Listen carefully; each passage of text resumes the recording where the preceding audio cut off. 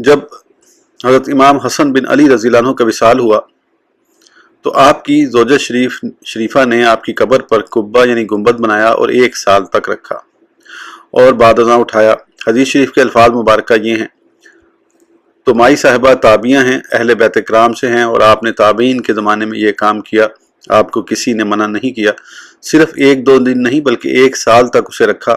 मालूम हुआ कि किसी सही गर्ज दुरुस्त मकसद के लिए बनाया गया था।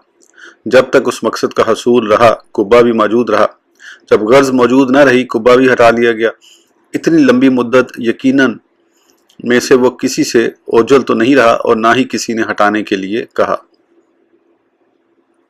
गर्ज ये कि जब तक मुनासिब समझा कि लोग बैठते हैं, कुरान पाक की तिलावत करते हैं, जिक्र करते हैं, उस वक़्त तक कुब्बा मौजूद रहा। जब लोगों ने मामूल तरक कर दिया तो कुब्बे की ज़रूरत खुद ब खुद